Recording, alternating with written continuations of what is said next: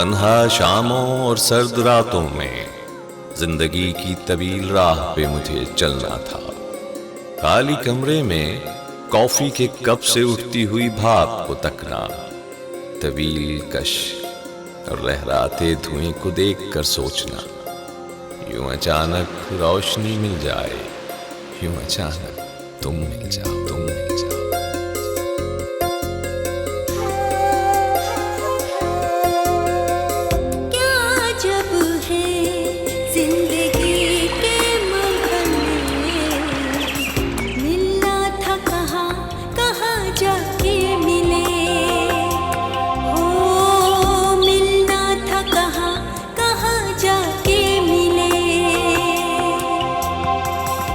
फिर चौंक कर उठ जाना और खिड़की से दूर खला में तकते हुए मुस्कुराना।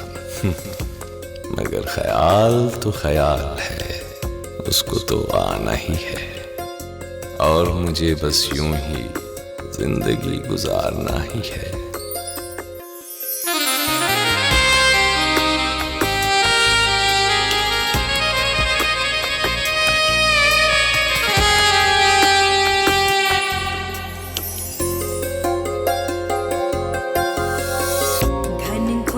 घटाएं जब घिर कर आती सावन में, बारिश की बूंदें फिर आग लगाती तन मन में, झील में बूंदों की सरगोशियां हुई, हर सू फिर खामोशियां खामोशियां हुई। कितने प्यारे थे जिंदगी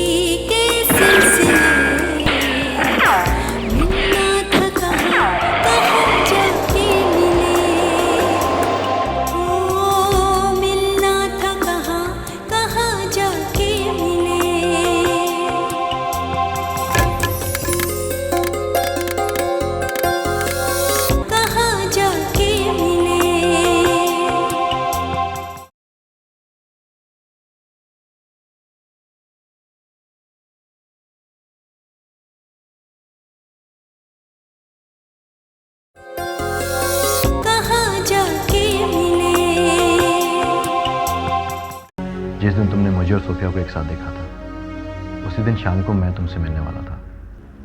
हमारी एक घर में रिकॉर्डिंग थी और उसके बाद मेरा और सोफिया का एक सीन स्टूडियो पे था। इसरार करके 2 बार हमें घर पे बुलाया, लेकिन मेहरीन साहिबा को तो वो अच्छे ही नहीं लगते। मेहरीन को तो उनकी नीयत पे शक है। ये बात भाभी ने कही है? हाँ, जापान हम सब लोगों के लिए बहुत लकी साबित हो रहा है। अच्छा, वो कैसे? भाई देखे ना, मुझे यहाँ पर सातों को मिल गई, मेहरीन को अरबाज साहब, और शीना को भी कोई मिल गया। क्या आपकी मिसेस ने आपसे कोई राब्ता करने की कोशिश की? नहीं वकील साहब। सदफ को भेज दे, कंटिन्यूटी तो बता दे। ओके, लेकिन जरा जल्दी कर लो प्लीज। हाँ,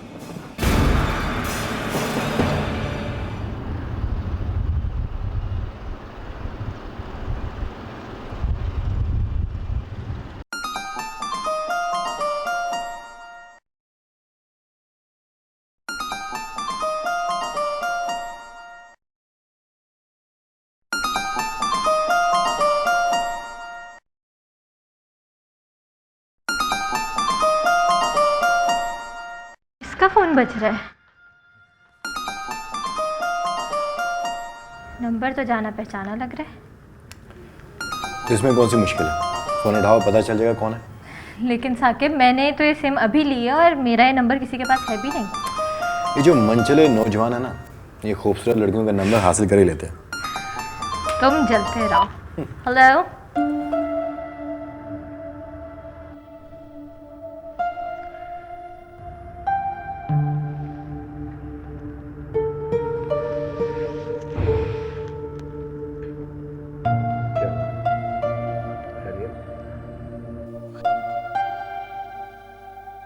किसका फोन था? मेरे डैड का।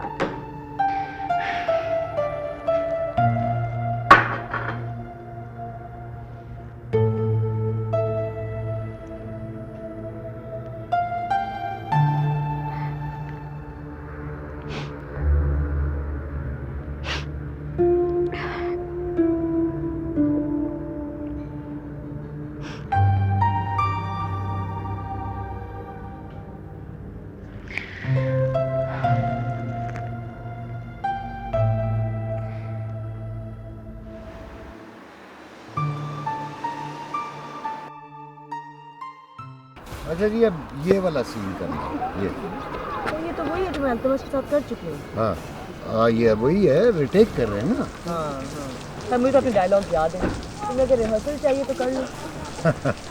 तुमने कहा था ना कि जल्दी जल्दी करना है काम, तो मैंने रात को ही सारे सीन्स के डायलॉग्स याद कर लिए थे। अब तो खुश हो ना?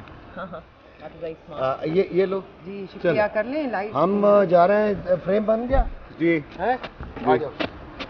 बच्ची को पकड़ो, ग्लासेस पकड़ो। लो हाँ, ये ठीक है, ठीक है, और करके तो क्यों देना, ठीक है। रोलिंग रोलिंग है।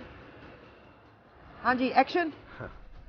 नादिया, अगर तुम मुझे कराची में मिली होती ना, तो मैं तुम्हारा हाथ पकड़ के अपनी अम्मी के पास ले जाता, तो मैं अपनी माँ से कहता, देखिए मैंने आपके लिए बहू तलाश कर ली है। ओहो, ये क्या कर रहे हो? इतना करीब आने की क्या जरूरत है?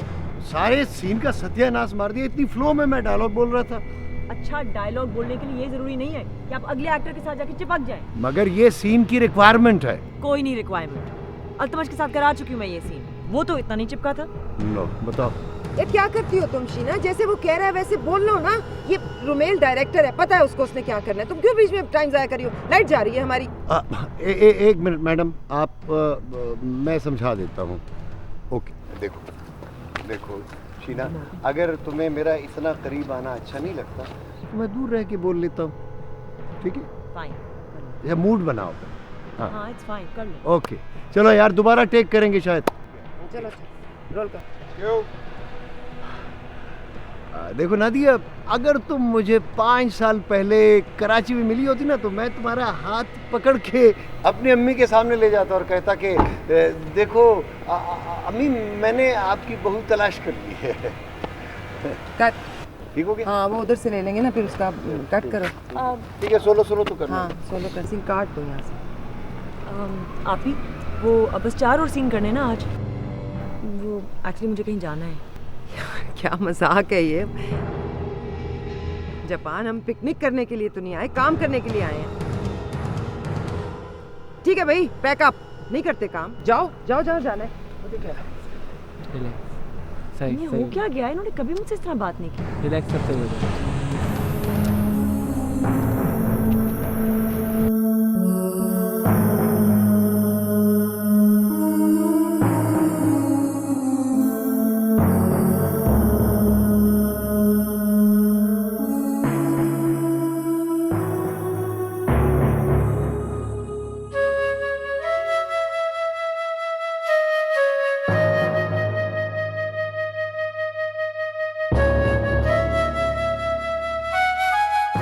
देखा कैसा बंदे को शीशे में उतारा?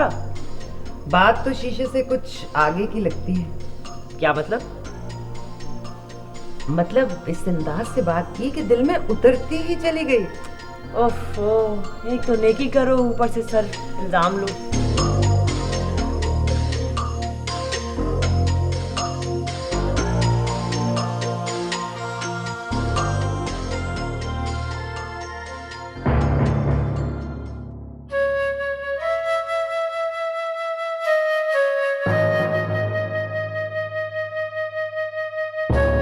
वो जो कह रहा है सच ही कह रहा है।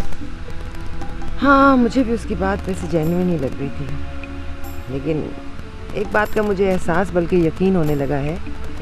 तुम्हारे बारे में वो कुछ सीरियस सा है।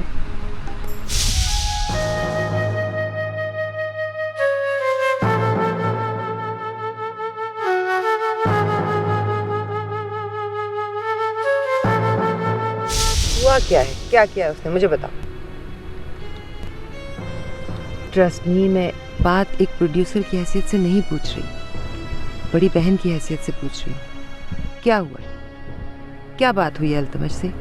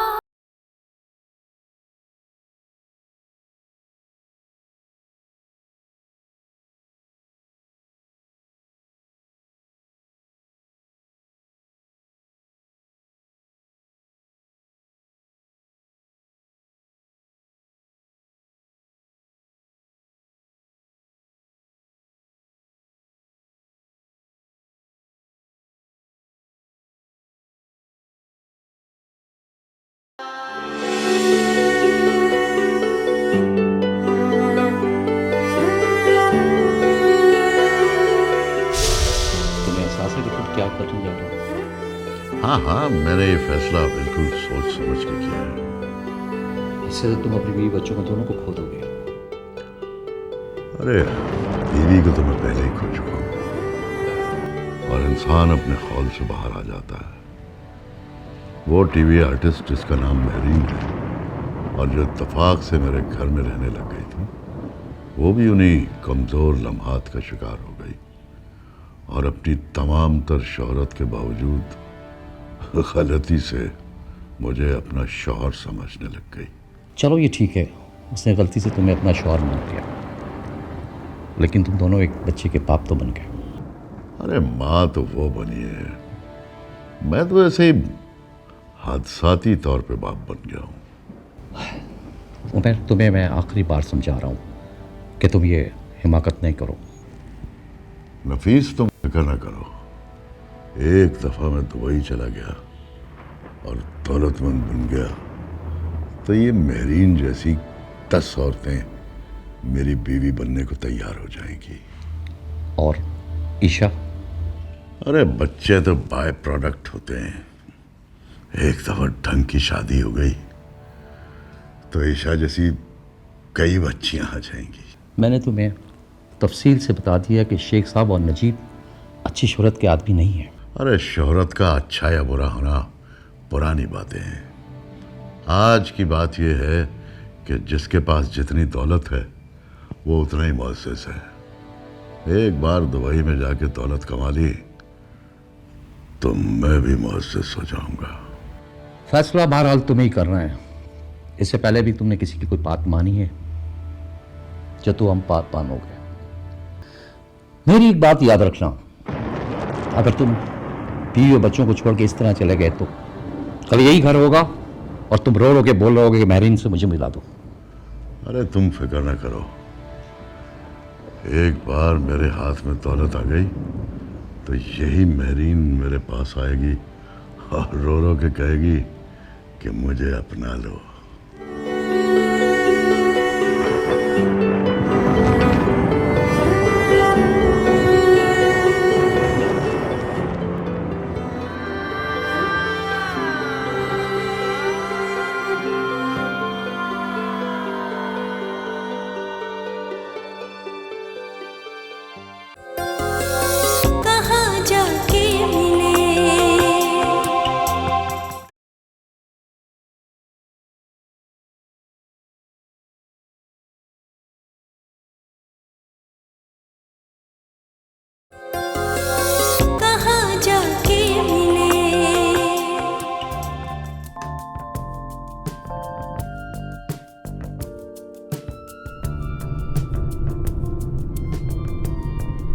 बारे में सब कुछ बता दिया आपने, लेकिन आपने तो मुझे कुछ नहीं बताया ना। मैंने भी आपको सब कुछ बता दिया है। मसलन मेरा नाम अहमद है, मैं पिछले 15 साल से यहाँ जापान में रहता हूँ, बिजनेसमैन हूँ। ये सब तो बता दिया, लेकिन कोई ऐसी बात नहीं बताई जो हम औरतों के लिए इंटरेस्ट रखते हैं। अब मुझे क्या पता कि आप औरतों के लिए किन बातों में इंटरेस्ट ज़्यादा होता है। मसलन यही कि इतना अरसा हो गया, आप इतने बड़े हैं, आपने कभी ना कभी शादी तो की होगी। किससे की? किसी लोकल चपटी नाक वाली लड़की से या मेरी जैसी खड़ी खड़ी नाक इम्पोर्टेड लड़की से?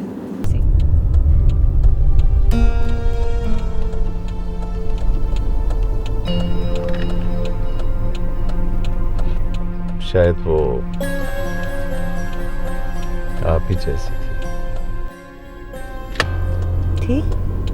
थी से क्या मुराद? 10 साल पहले मुझे छोड़ के चली गई। आपकी अंडरस्टैंडिंग नहीं बन पाई? नहीं, अंडरस्टैंडिंग तो हमारी ऐसी थी कि सब कहते थे शादीशुदा रोमियो जूलियट को देखना है तो हमें देख ले, लेकिन शायद कुदरत को कुछ और ही मंजूर था। एक रोड एक्सीडेंट में वो I'm so sorry. उसको इस बात का एहसास नहीं था कि कुदरत ने हमारा साथ कितना मुख्तसर रखा है। आई एम सॉरी, मैं ऐसी बातें किसी से करता नहीं हूँ, लेकिन तुम। नहीं, गलती तो मेरी है, मुझे ये बात नहीं छेड़नी चाहिए थी। It's all right.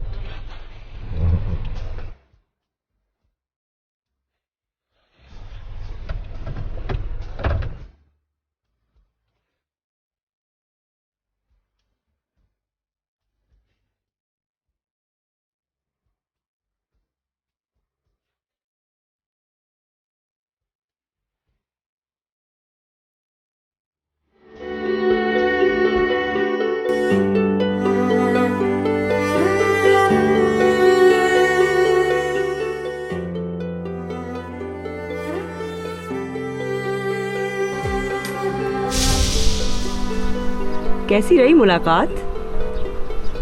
बदतमीजी नहीं करो, सहेली नहीं हो तुम मेरी, एक्टर हो, और मैं प्रोड्यूसर हूँ जो अपने एक्टर्स के साथ ज़्यादा फ्री नहीं होती। आप ही? मैं सिर्फ आपकी एक्टर थोड़ी हूँ, मैं तो आपकी छोटी बहन भी हूँ। और छोटी बहन को आप इतना भी नहीं बताएंगी? लोकेशन देखने के बहाने अरबाज साहब से मुलाकात कैसी रही? क्या फजूल बातें कर रही हो तुम? ये मेरी कोई उम्र है ऐसी बातें करने की? अच्छा खैर, मैं तो अरबाज साहब से नहीं मिली, लेकिन आपकी ज़ुबानी सुन सुनकर अंदाज़ा तो यही होता है कि बहुत ही अच्छे आदमी होंगे। तो कंपेनियनशिप के लिए क्या ख्याल है? ये बताइए, अरबाज के साथ मीटिंग्स कैसी जा रही हैं? बिल्कुल ठीक जा रही हैं। इस सीरियल का काम खत्म होने के बाद हम जापान में एक और सोप शुरू कर रहे हैं, जो बैक वक्त जापान में और पाकिस्तान में होगा। मतलब आपका जापान आना जाना रहेगा? तुम ठीक कह रही हो शीना, वो चाहता है कि मैं जापान आती जाती रहूं, इसी वजह से वो ये सोप बना रहा है। वो अपनी तन्हाइयों से उलझ गया है शायद। ठीक ही है, for a start. For a start से क्या मुराद है आपकी?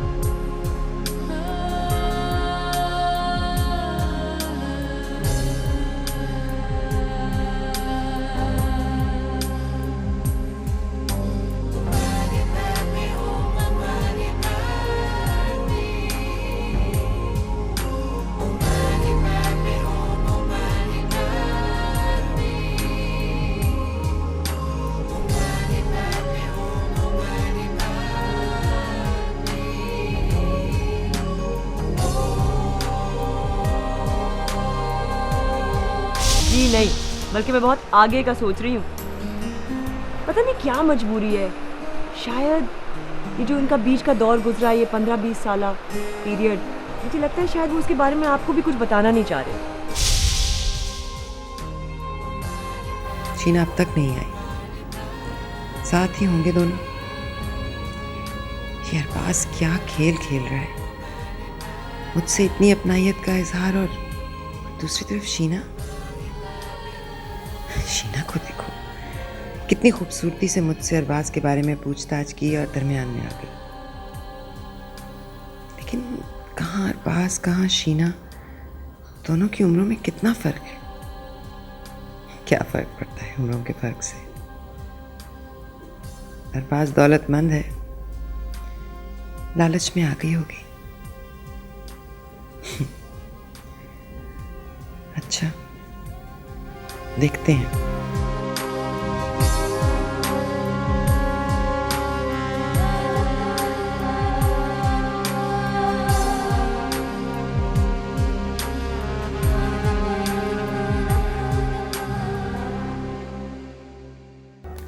वो डॉक्टर्स आ गए, मैं तुमसे थोड़ी देर में बात करता हूँ। ओके,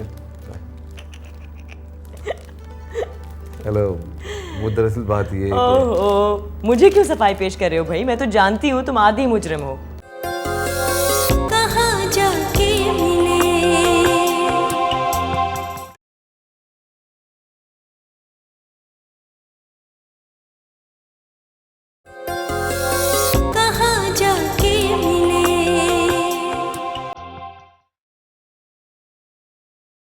नहीं, क्या हो सकता है? हॉस्पिटल का बेड है, मुकम्मल तन्हाई है और तुम्हारी यादें। देखा, यही नुकसान होता है दूर से बात करने का। तुम यहाँ होती मेरे पास तो तुम्हें यकीन आ जाता कि तुम ही हो मेरे दिल में बस। वो डॉक्टर्स आ गए, मैं तुमसे थोड़ी देर में बात करता हूँ। Okay, hello. वो दरअसल बात ये ओह, मुझे क्यों सफाई पेश कर रहे हो भाई? मैं तो जानती हूँ तुम आधी मुजरिम हो। ये सब हरकतें नहीं करोगे तो दिमाग पे बुरा असर भी पड़ सकता है। यकीन करो शीना जी। यकीन क्या, ये भी तुम्हारे लिए। अब मुझे यकीन दिलाने की कोशिश मत करो जिस तरह फोन पर उस लड़की के साथ कर रहे थे। रिकॉर्डिंग से आज जल्दी फारिग हो गई थी तो सोचा तुम्हारे पास आ जाऊं, तुम्हारा मूड ठीक करूं। लेकिन यहाँ तो माशाल्लाह खुद ही माहौल बनाया हुआ है। नहीं, ऐसी बात नहीं है। Thank you so much for this. You're welcome.